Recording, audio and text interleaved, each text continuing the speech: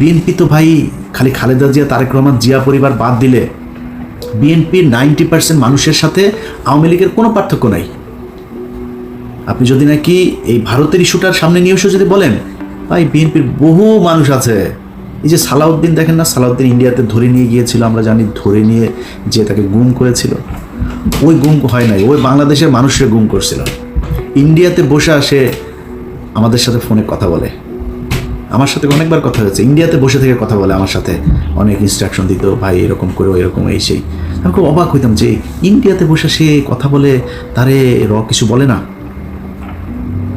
তখন কিন্তু আমরা এটা নিয়ে আলোচনা করতাম যে সমস্যা এরা আসলে ইন্ডিয়া নিয়ে গিয়েছে ভাব ধরানোর জন্য, সে আসলে রয়েরই লোক, ওইখানে নিয়ে তাকে ট্রেন আপ করা হচ্ছে বিএনপিকে, যাতে সে দেশে গিয়ে তারপরে সার্ভিসটা দিতে পারে। সেই সার্ভিস এখন এরসালাম টেরসালাম এদের সবাইকে বাঁচায় সালাউদ্দিন সাহেব দিচ্ছেন। তো বিএনপিরে যদি আপনি তারেক রহমান, খালেদা অর্থাৎ জিয়া পরিবারের বাদ দেন, আমি জানি না ভাই কয়জন খুঁজে পাবেন সেখানে ইন্ডিয়ান লোক। মির্জা ফখরুল এই দলের দ্বিতীয় পার্সন, তার মতো লোক ভারতীয় এজেন্ট।